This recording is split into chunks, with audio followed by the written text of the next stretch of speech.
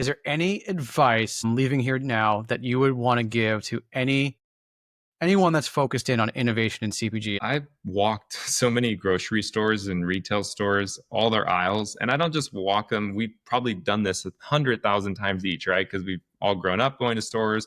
But I look at it with a different lens. I look at it from a lens of what is this category doing? Like, we kind of happen to come across something that has changed the way spices are sold. It's always been in a packet, a bottle, or a shaker. And that's really it. Like, there's been no innovation on that for years. So I would say when it comes to innovation, the way I would look at some of the products that you see on the shelves is I would look at it, and the way I approach it is, why are we still doing it the same way that it's always been done?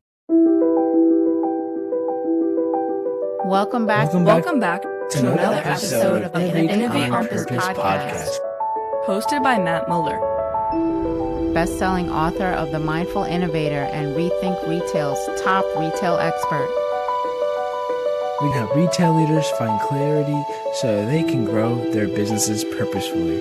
We will uncover mindful tips, innovative solutions, and purposeful leadership advice and strategies that you can apply immediately to your retail innovation.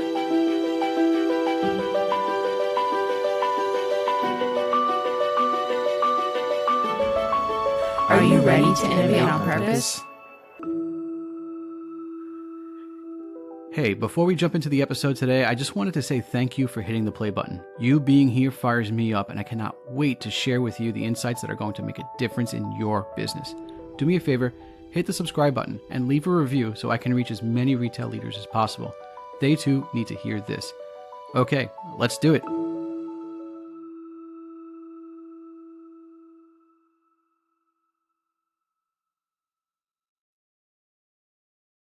Hello and welcome to Innovate on Purpose.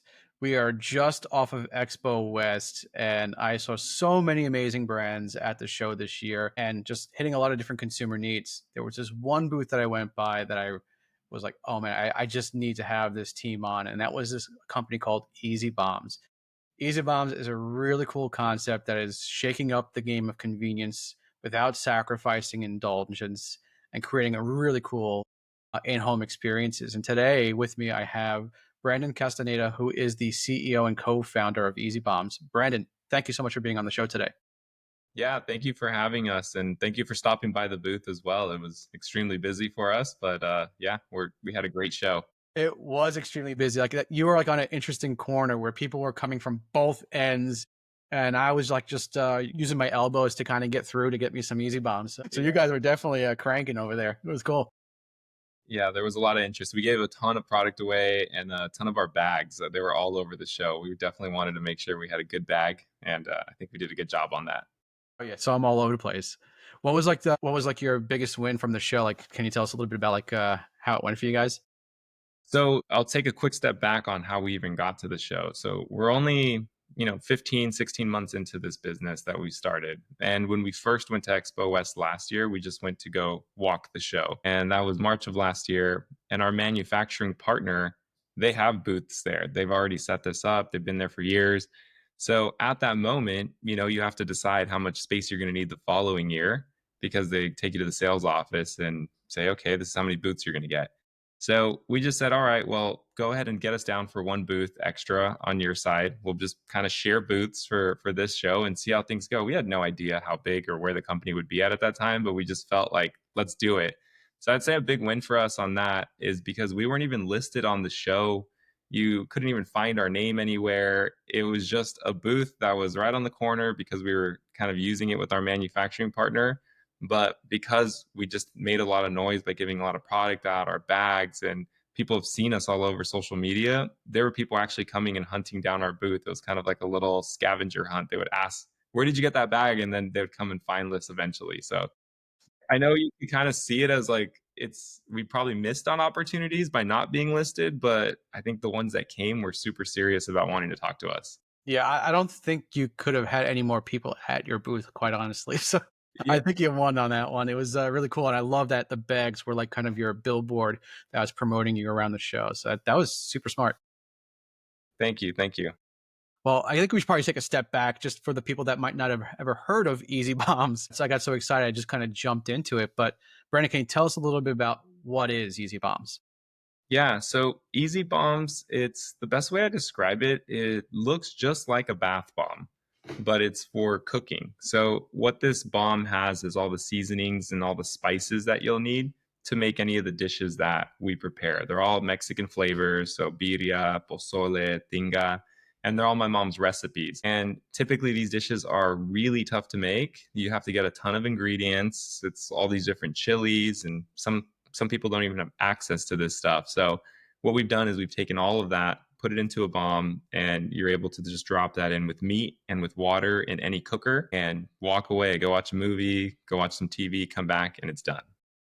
It's an awesome concept, and I love the name of it and the similarity between a bath bomb and this, because it just gives you like, okay, this is what I do with it. It makes it just so easy. And I had the opportunity to experience it on Monday myself earlier this week, and wow, like I was blown away. And like I'm not just saying that because you're here, like because I was literally blown away. I felt like I was abuela in the kitchen, and all I had to do was drop this ball of spices into my pot, and I basically just put my beef, my water, and the bomb in there and let it sit for like 4 hours. And I came back to my office here, started working, and like about 2 hours later, I was like, oh, let me go get a drink.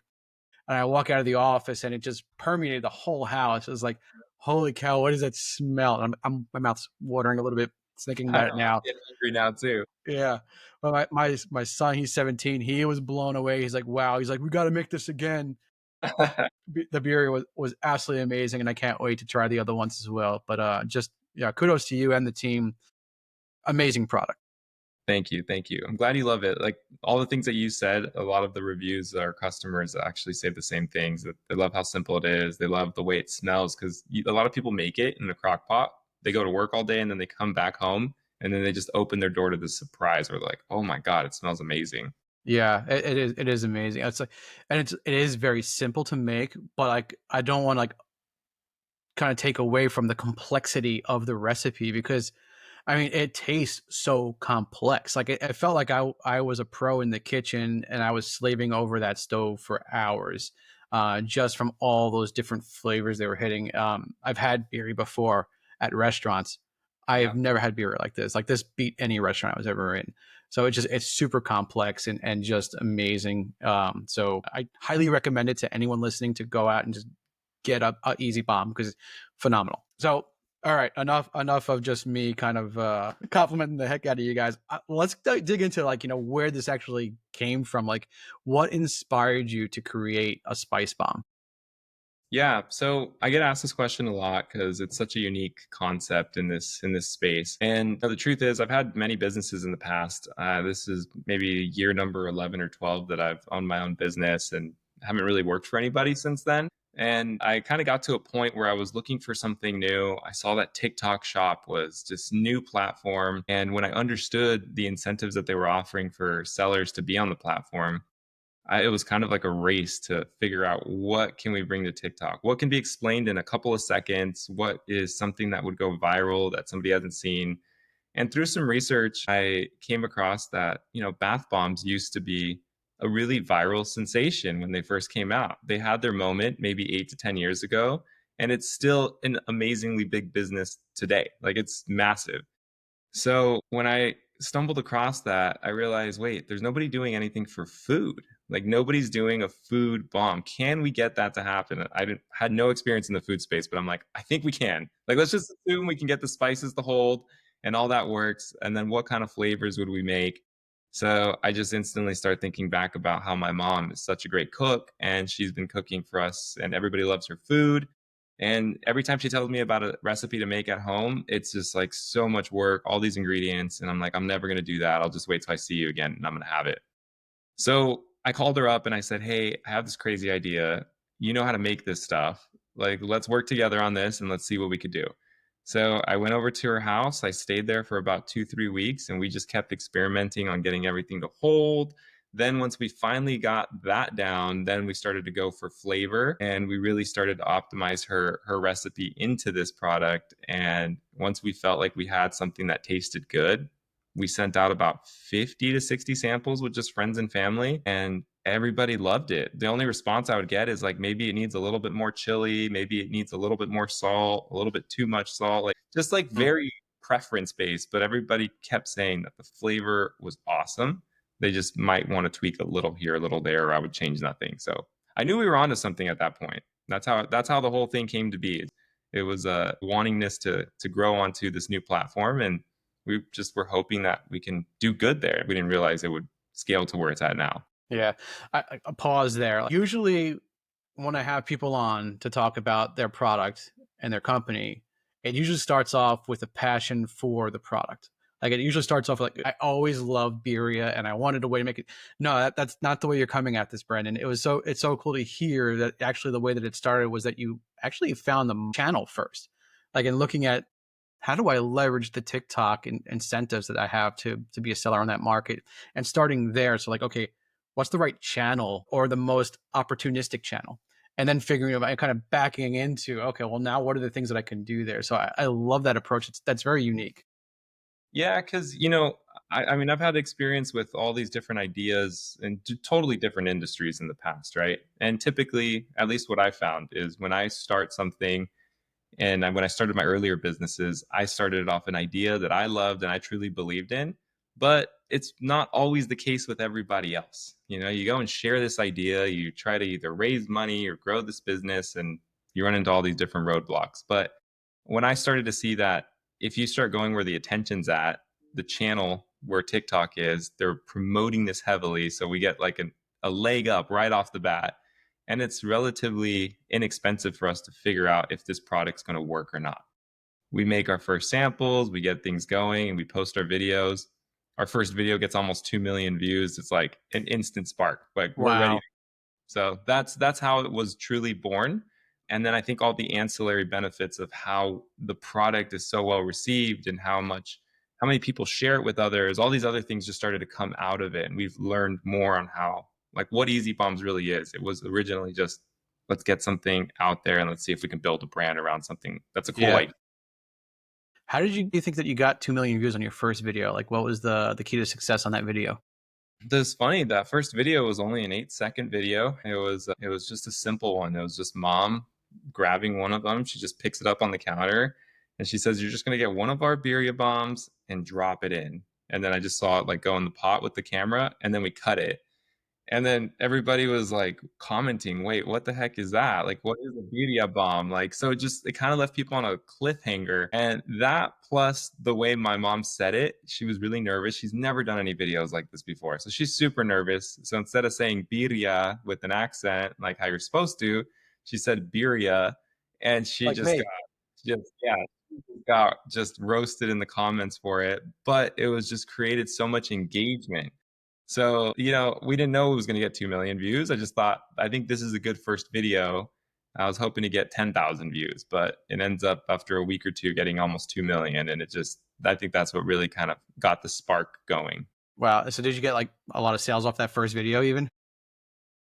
It wasn't instant. So our first day, I think we did like $130 in sales, which is awesome. I was like super pumped. I'm like, it's brand new. We're day one. That's great.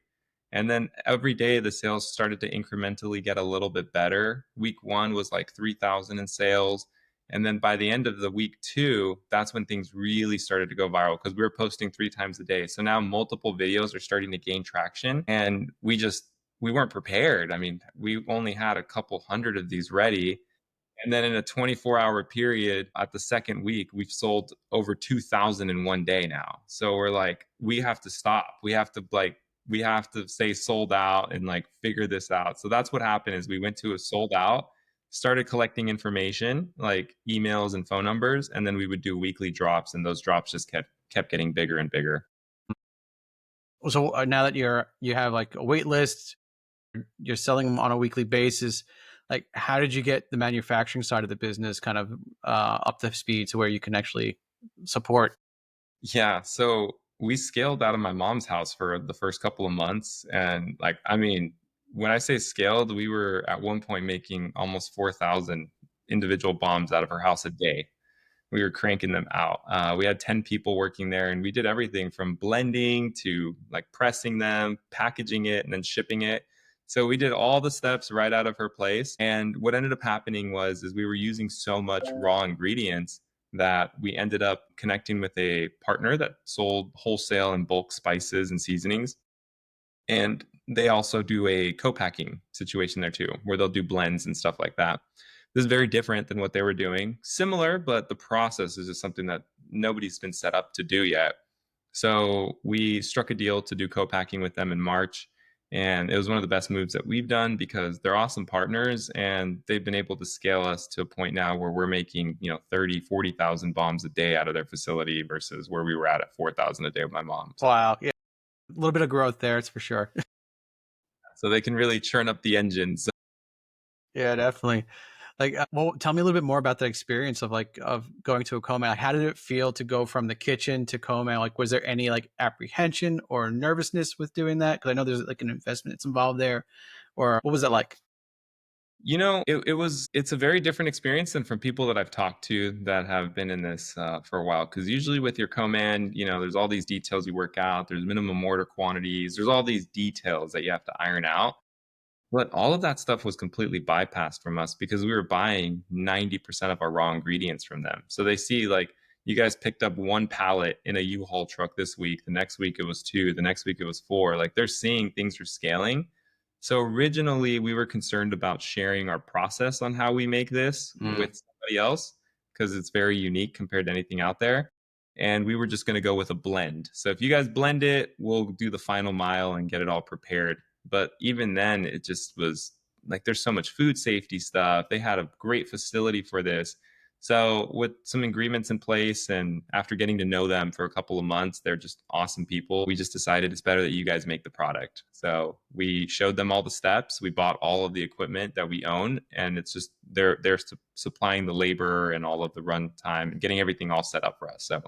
So that's been our experience, and to this day, we still have a really unique relationship with them in the case where they source everything and they just give us one final price on each product once it leaves their warehouse.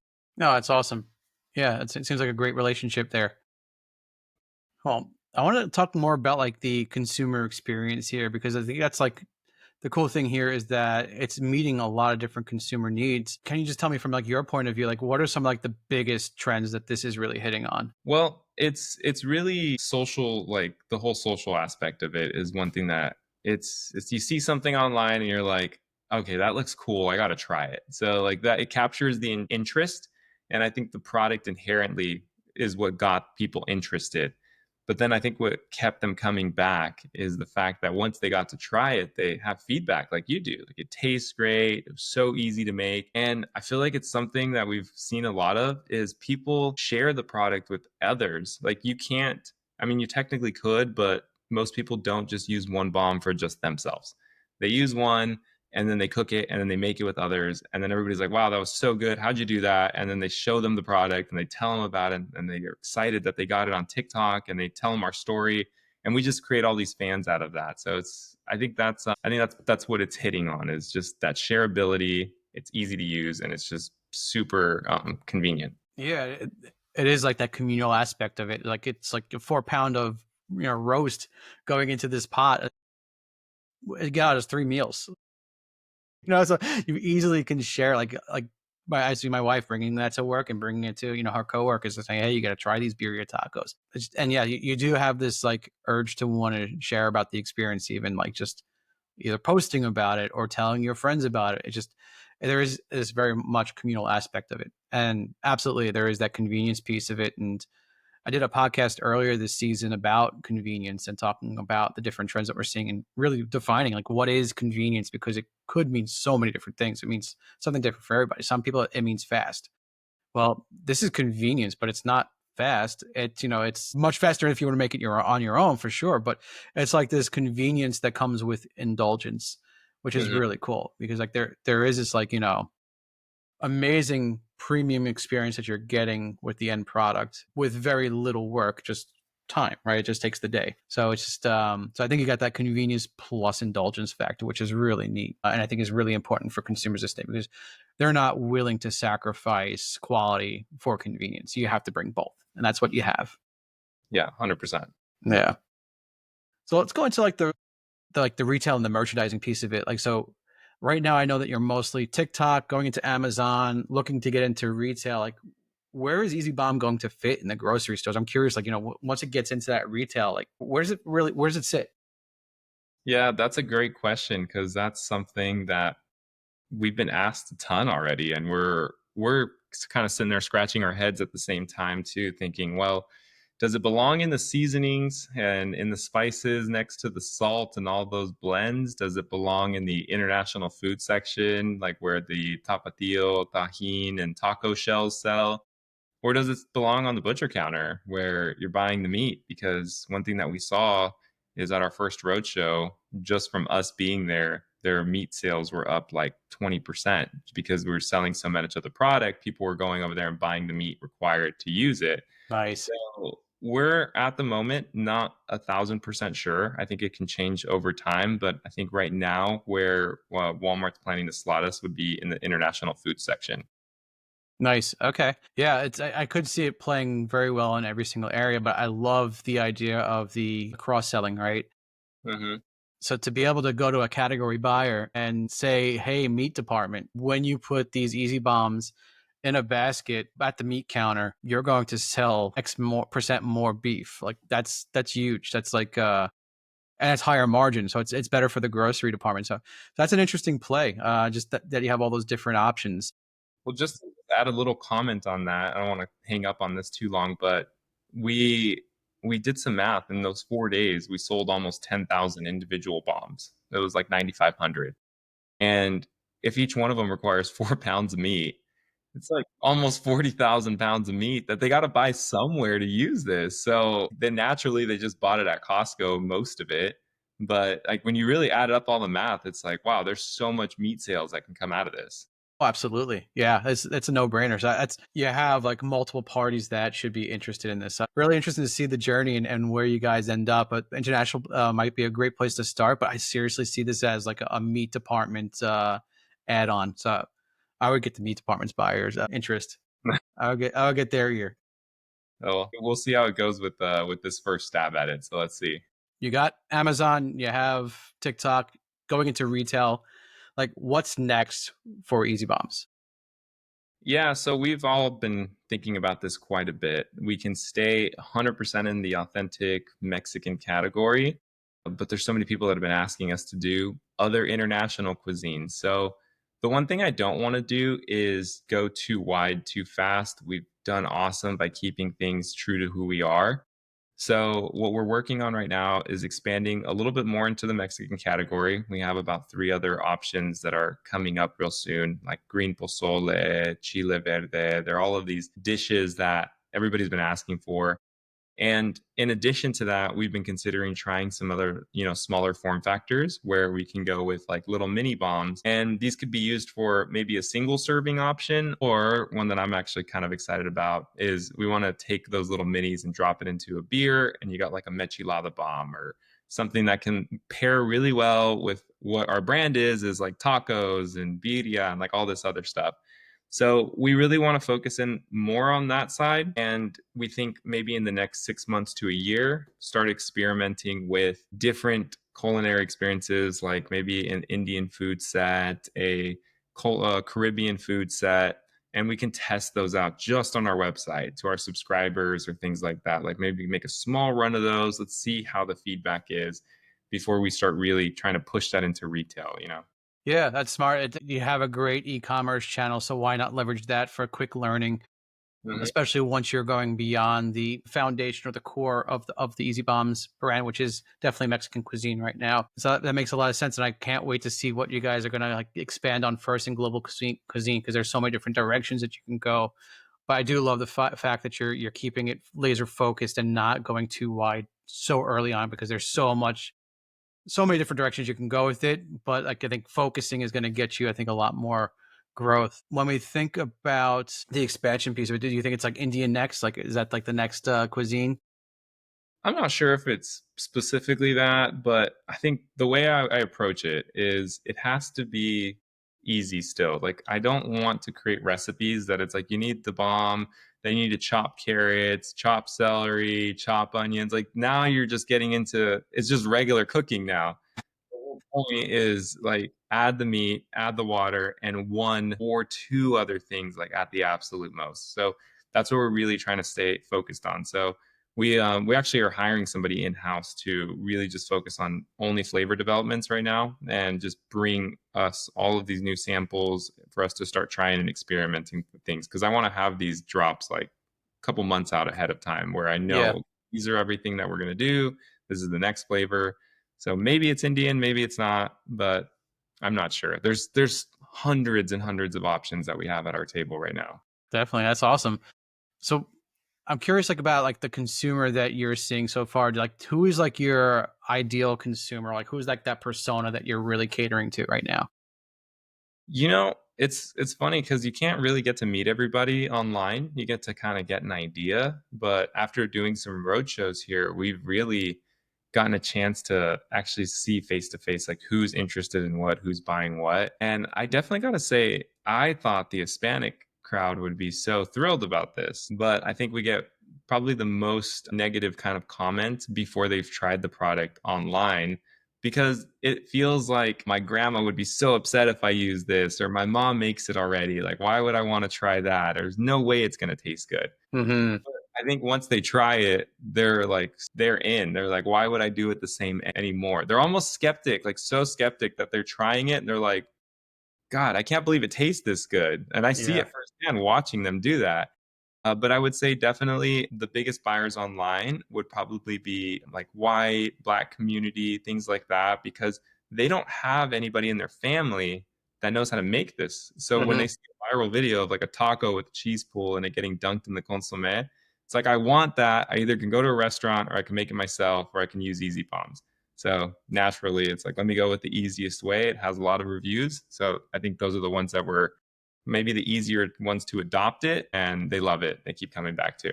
That's really interesting because like you would think that the Mexican community might be the first to adopt, but that makes no sense. It's almost like sacrilege when you first think about it. It's like, no way. Yeah, my grandma would be Yeah, rolling in her grave. 100%.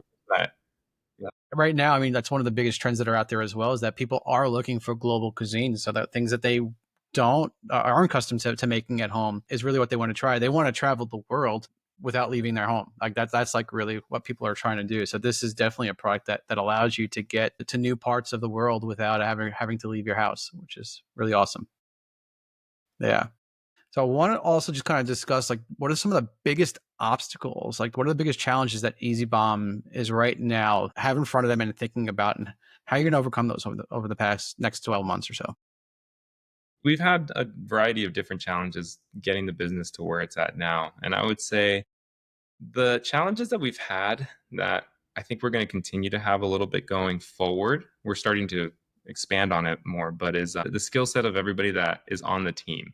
So you got to think back when we first started, we were hiring people that as long as you got two arms and you can pack boxes, you're hired. Like, that's all we need you to do is just put this in a box, tape it, and do that 1,000 times in a day, right?